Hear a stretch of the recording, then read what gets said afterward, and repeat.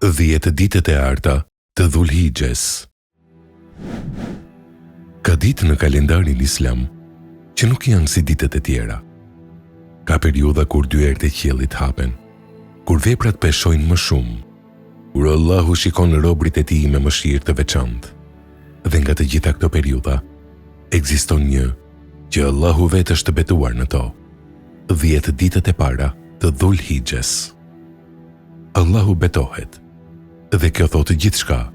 Allahu i madhërisëm, ai që nuk ka nevojë të betohet me asgjë, zgjodhi të betohej me këto ditë. Thotë në Kuranin Fisnik: betohem me agimin, betohem me 10 netët. Surja Fexher 1-2. 10 netët. Komentuesit musliman janë pothuajse unanim.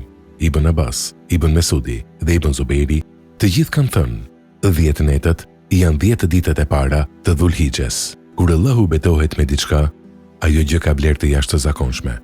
Allahu betua me ullirin, me agimin, me kohën, dhe u betua me 10 ditët e Dhulhigjes. Ky betim është vlerësimi më i lartë hyjnor. Profeti Muhammed alayhi salam e shpjegoi me fjalë të qarta, dhe ky hadith është nga hadithet më të rëndësishme për këtë temë.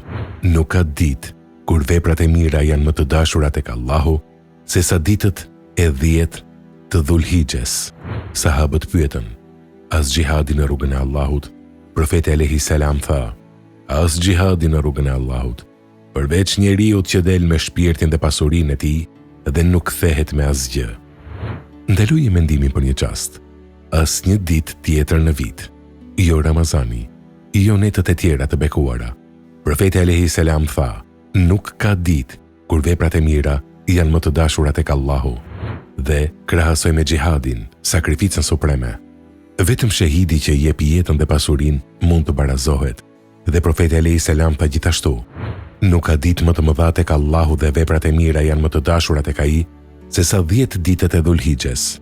Prandaj shumëzoni në to tehlilen, tekbirin dhe tehmiden.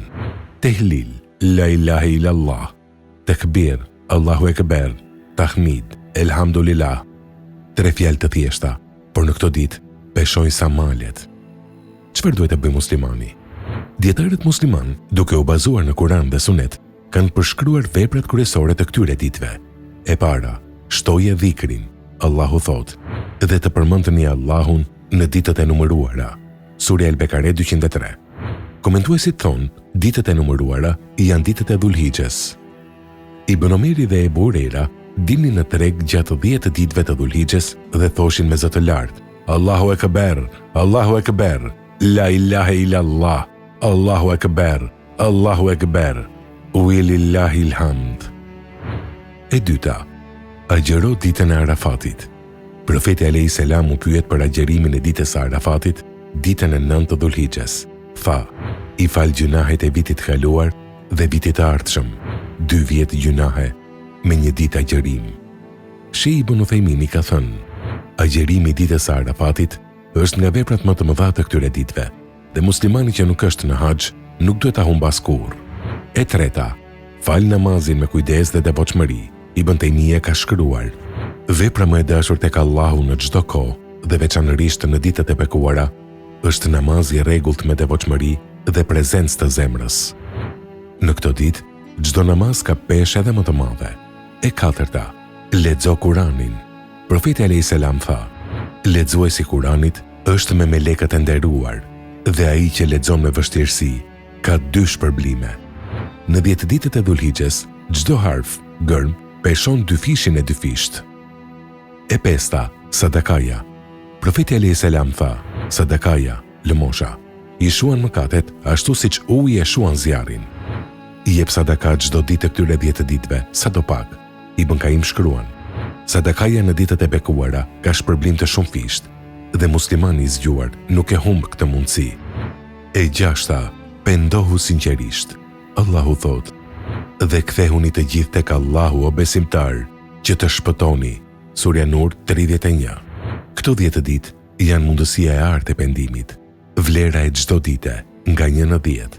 Dita e parë, fillimi i sezonit më të bekuar. Dita e 8, dita e pirjes së ujit. Dita kur haxhinët nisin rrugën drejt Arafatit. Dita e 9, dita e Arafatit. Dita kryesore. dita e faljes. Profeti alayhi salam tha, haxhi është Arafati. Dita e 10, dita e Kurbanit, dita e madhe për muslimanët. Profeti alayhi salam e quajti dita më e madhe tek Allahu. Çfarë thon dietarët?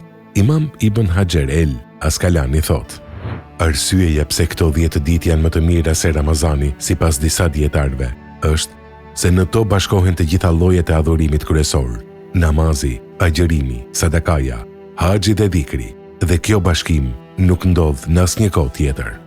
Imam Ibn Qayyim shkruan: 10 ditët e Dhulhixhes janë si stinë e korjes shpirtërore. Bujku i zgjuar korsa të ketë fuqi, sepse e di se kjo stinë nuk zgjat përgjithmonë. Sheikh Salih El Fauzan ka thënë: muslimani që i kalon këto 10 ditë pa vepra të mira, ka humbur një mundësi të madhe që ndoshta nuk do t'i kthehet. Viti ka 365 ditë. Allahu ka veçuar 10 prej tyre dhe i ka bërë të pashembullta. Jo sepse ditët janë të veçanta në vetvete, por sepse Allahu ka vendosur mëshirën e tij të veçantë mbi to. Kur të vinë këto 10 ditë, mos i kalo duke folur, mos i kalo duke shikuar, mos i kalo duke fjetur. Ngrihu, thuaj Allahu Ekber, thuaj Elhamdulillah, thuaj La ilahe illallah.